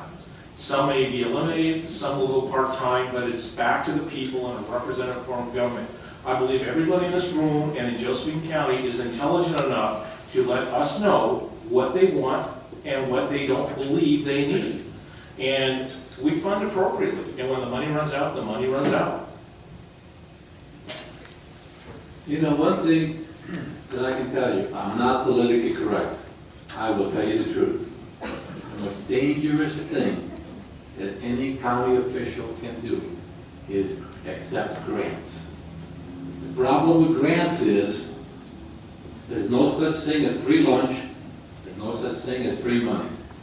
Everything that you get, whether it comes from Washington or whether it comes from a big corporation like Apple or whatever, you know, these big corporations give you grants that always come with strings attached. When they come with strings attached, they come with mandates. Or you know, you get this money, but you got to do this for it. You get this money, you got to do that for it. And the problem is, you take the money, you do this, all of a sudden you're losing your freedom. You lose this, and you lose that, and then 10 years down the road, you want to know what happened. How come we lost all this freedom? All through grants. No free lunch in America. Sandy Casanova. Yes. What role do you envision private citizens having in your administration? Wow, great question. Do you know something? As was evident when I was commissioner, I wanted a participatory relationship with the public. The public is the one that has the ideas and the solutions to a lot of the problems. The miners know more about mining than the commissioners.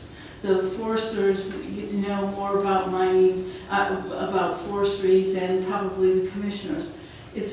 I've found that it's the solutions that if you listen to the public, the solutions are there. And I do believe that the public often is our greatest asset, and especially the people in Josephine County. Most of us are very independent, very didn't want to say serving, but sufficient. There we go. Thanks. On the national level, the President of the United States is only one person. He surrounds himself with a cabinet of very, very influential people and smart people. The smarter people you can surround yourself with, and the Board of County Commissioners is no different. They are the executive and legislative branch of the county.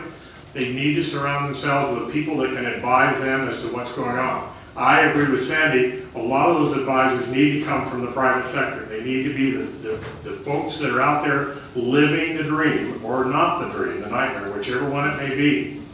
And they can bring I think we need to be more open. I tried to go to a business meeting a couple of times, but it's during the day. And during the day I have to work. So it was hard for me to do. I would like to see us have more transparency and maybe more evening meetings so that more people can participate, if that's what the people want. In my interaction with people out and about in Josephine County, I find that a lot of frustration occurs because they don't feel like they're being listened to. And I think a lot of that work can be done by the county collectively, but I also think that can be done by individuals within the county.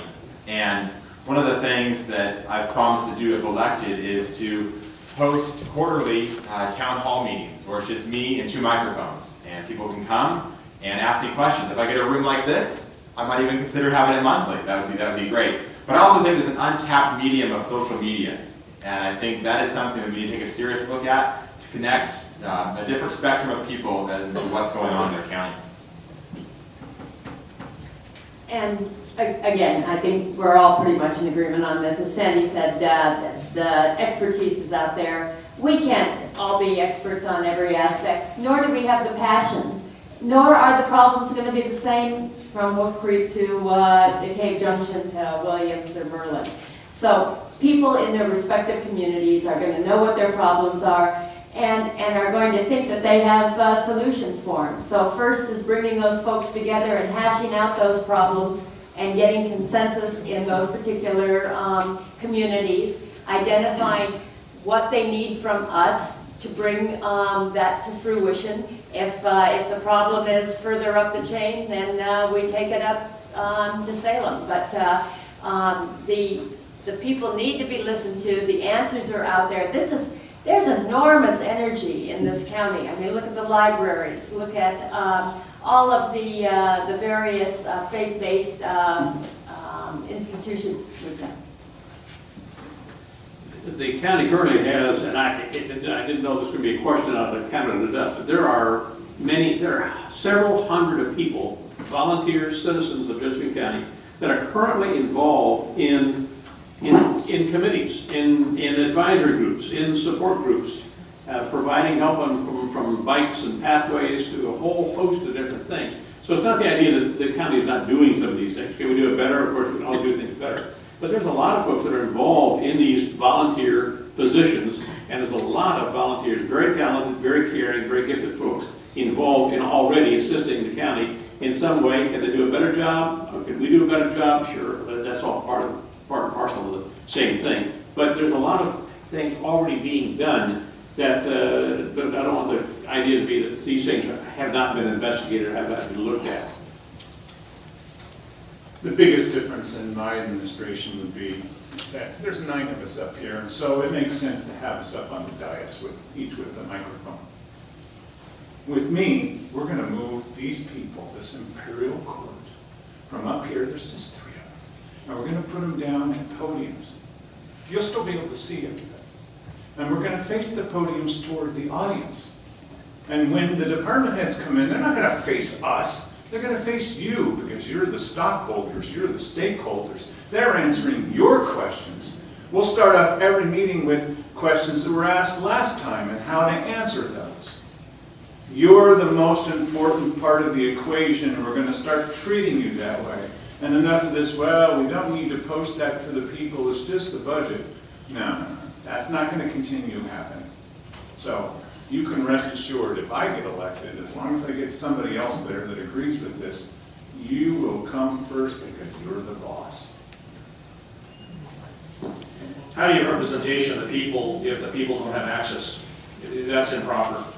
I like to say, we talk about public employees and public servants. I like to say elected employees.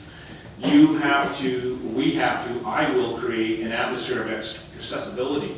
And part of that is we hold our meetings in the evening when people can attend. We travel to the outlying areas of the county that are underserved. Go to Williams, go to Cave Junction, go to Merlin, hold town hall meetings, get the direct community input.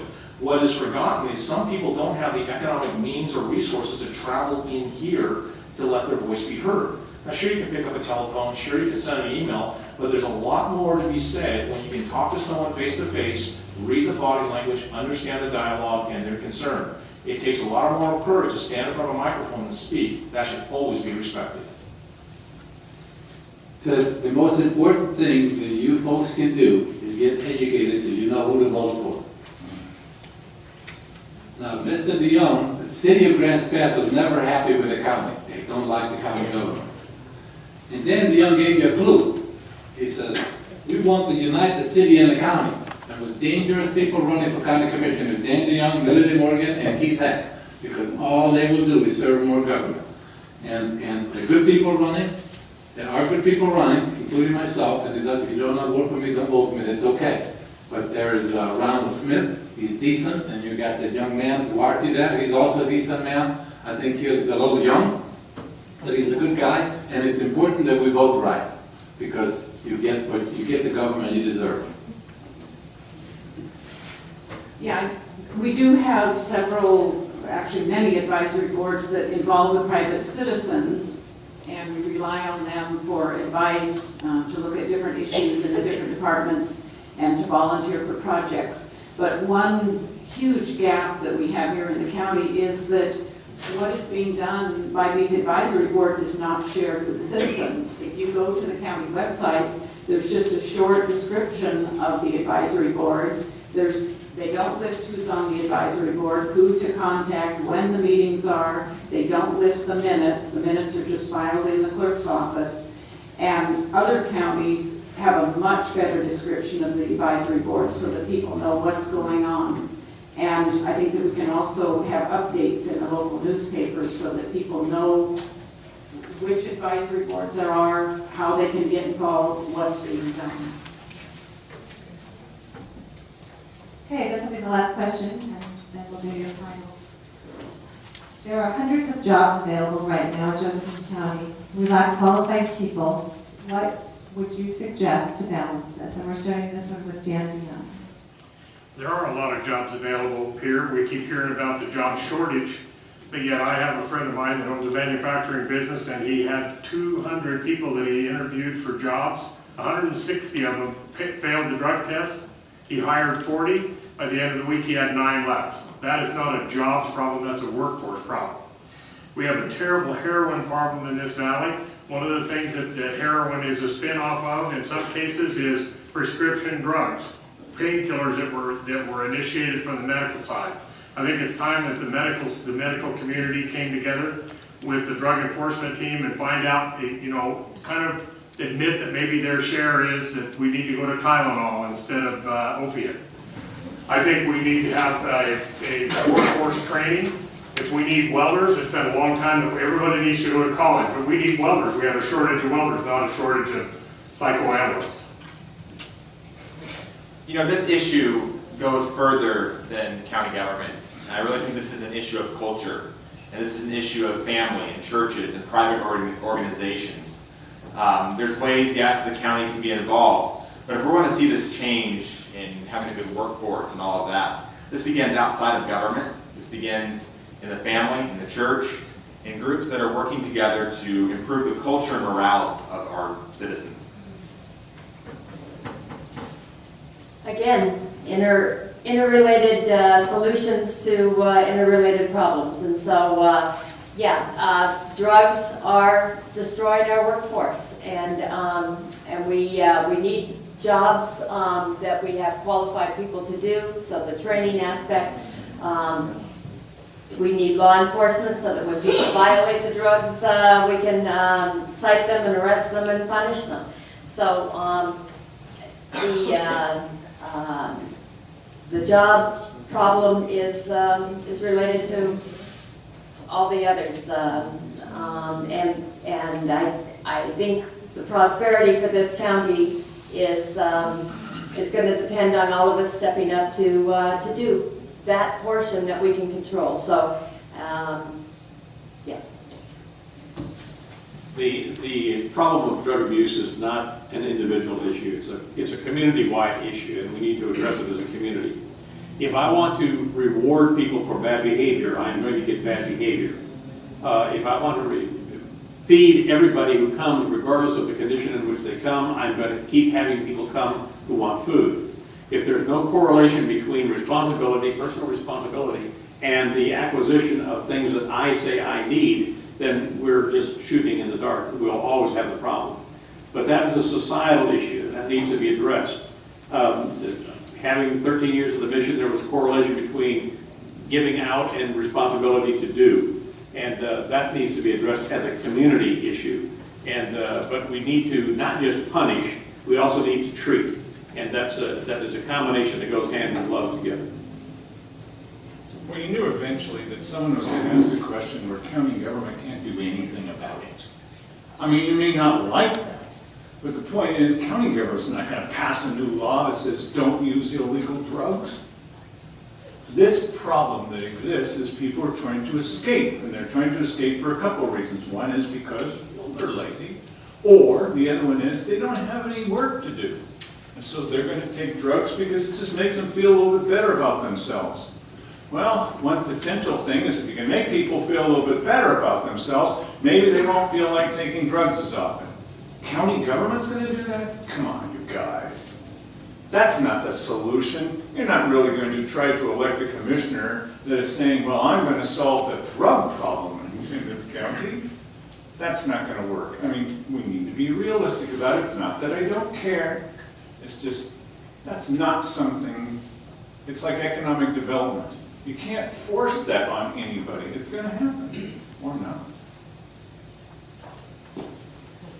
You know, there are qualified people, and as the drug issue's been discussed, this is a community issue. This is not a government issue. The laws are in place.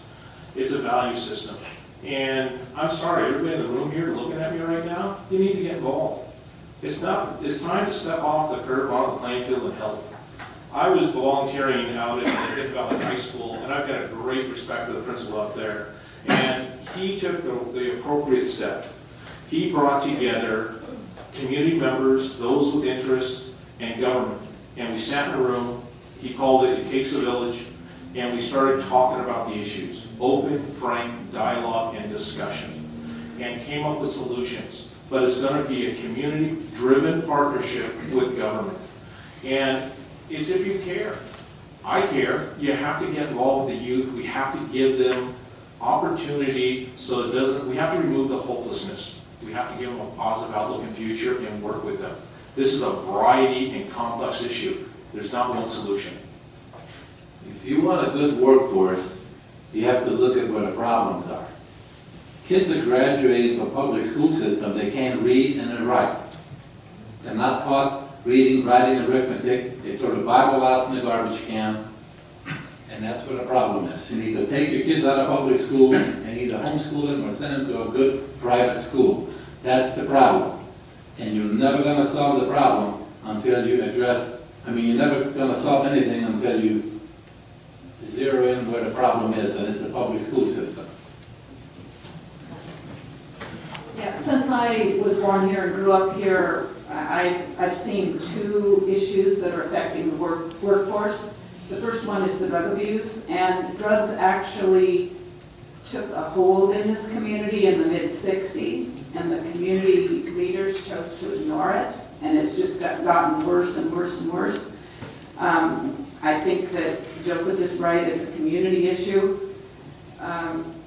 The Oregon Medical Board has gotten much stricter with the prescribers who are over-prescribing opioids, which is a huge part of the problem.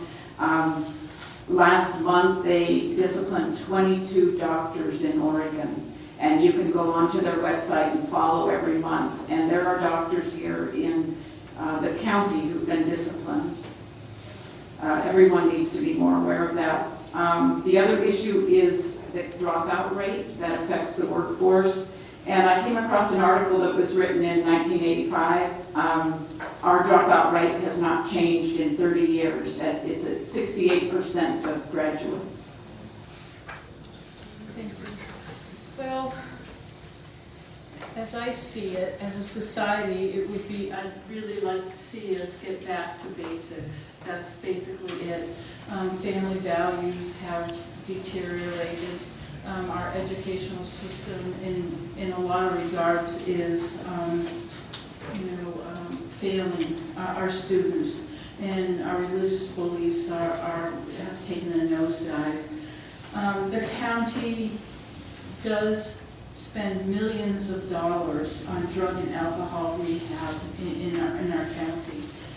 They do a lot of good things, but we still have the problem. One thing that I wanted the drug courts to do was to televise their classes, how they teach people to become more stronger in in dealing with their character weaknesses. And I think if we broadcast that, it might be beneficial. Thank you. Okay, it's time now for the candidates to deliver their summary and closing statements. On this one, we will start with candidate Tony Webb and then work back this way and conclude with Sandy Castelli. Yeah. 1 minute.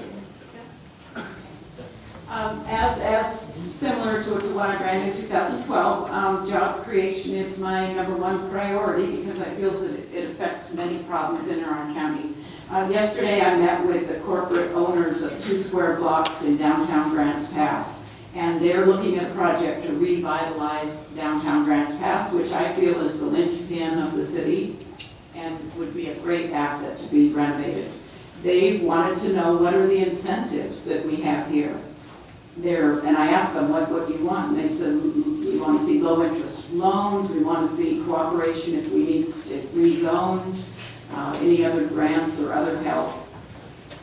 One of my strengths is reaching out to people. This is what I did with the animal shelter levy. It was the first levy passed in 15 years in this county. It passed at 62%, which kept the animal shelter open.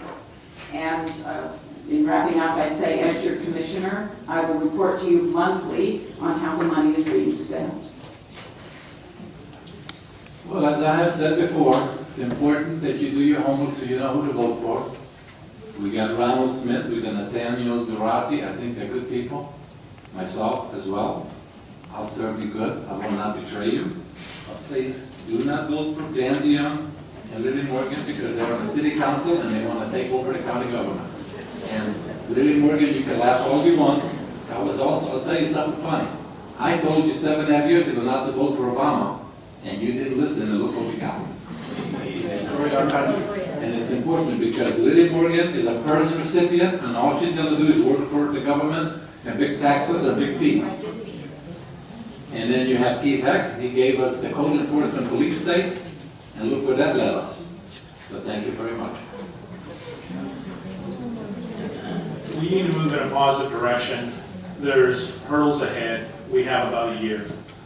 I want decisive leadership put back into county government. I want to see our public lands return to local control for our economic prosperity.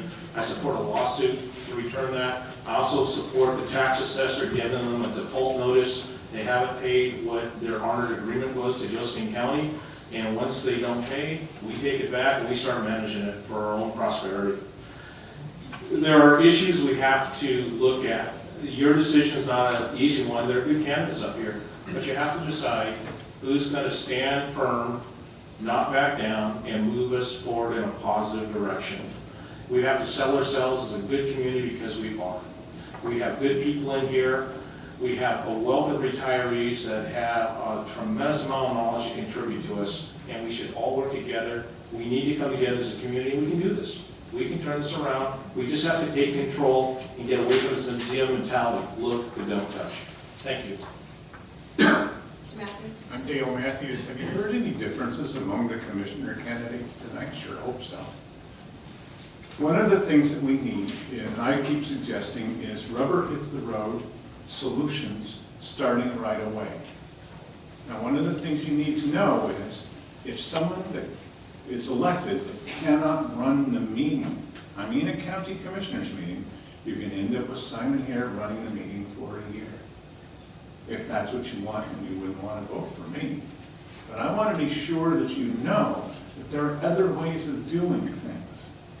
And so my promise to you is that we will turn this around so that it faces you, so that you are the stakeholders and the stockholders. And we make sure that you know that we're working for your best interest, getting our lands back. If you're not going to pay us the money, then we want the lands back. Making sure that the sheriff is funded. Yeah, I voted against property tax levies, but I'm for funding.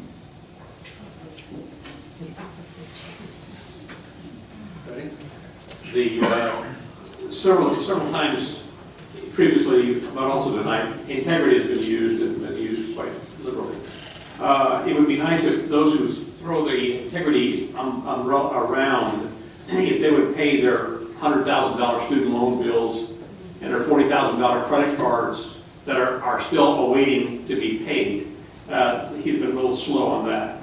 The low interest ideas, the low interest loans, we have done that with the So Ready. If I had the time to read off all of the businesses that have been started in Josephine County and supported by Josephine County and supported by So Ready in Josephine County, I've run out of time. We have joined a lawsuit against the Oregon Department of Forestry. We have done that. We have begun that process, and it's not just you go and wake up in the morning and file a lawsuit. It's a whole long process of getting a bunch of partners on the same page. We're doing those things, and I hope that you will allow me 4 more years to do those. So truly, the commissioners have been doing a lot of the things that people up here say that they're going to do. There have been audits. There have been incentives to bring business. The problem is having that positive rapport with the rest of the county, getting out. I joked with Keith the other day saying, you have a terrible PR guy. He says, we don't have a PR guy. That's what I mean. You know, there's not that communication to let people in the county know what is being done, to solicit more of the ideas and respect the ideas when we do hear them. And truly, the atmosphere at commissioner meetings is caustic, and you can't let people go away angry. If you're there and people are upset, come down, join them, resolve it, and don't let them go back spreading poison. Resolve these things, let people be heard, and move forward positively. One of our founding fathers said that he, quote, liked the dreams of the future better than the history of the past. And if you go to the Josephine County website, you'll see underneath the logo the words, proud to be the best. Can we say that? Can we say that we are proud to be the best? I'm not painting a doomsday picture here, but after talking to so many people, some in this room, others in the community, I'm convinced that we can do better. We need to focus on the future of this county. We need to look and make long-term decisions that will positively impact the future. I've been up here tonight attempting to tell you what I believe. If you have any other questions, I'd love to interact with you as I've interacted with many others in this community. But I believe I will be the candidate that will bring fresh ideas, positive direction, and principled decisions to this county. I ask for your support and vote. Thank you. Governing is just one tough choice after another. It's tough to be in Keith Heck's position or any of the county commissioners, the city council, it doesn't matter. There's some tough choices to be made. There's also a liability issue on the choices that you do make. They're going to affect everybody in the county in one way or another, either positively or negatively. I am really, really surprised that the requirements for being a candidate for county commissioner or city councilor in there. 0 background checks. 0. These people are going to be driving company cars, are going to be representing you, and they're at the top. Also, I would like to see random drug testing, and I would subject myself to that at any time, any place, anyhow. I believe that there are tough choices to be made, and if I've got 15 seconds, what I want to do, I want to thank this young man right here. It takes guts to sit up here, and at 19 years old, I didn't have near the fortitude this guy had.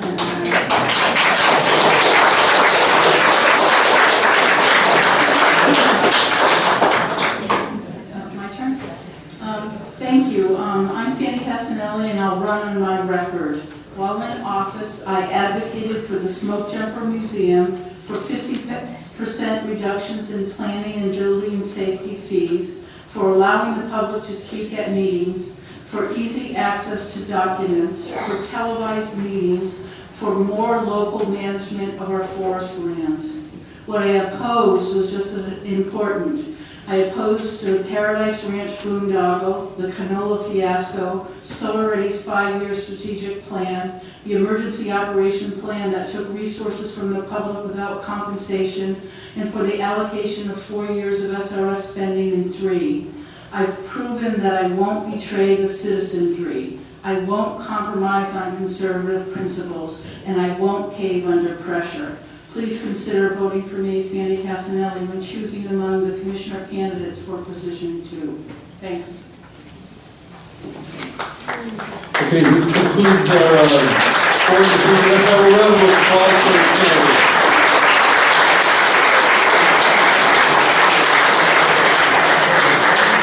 And thanks everybody for coming. Thanks to our panel and all the hard work they did tonight. And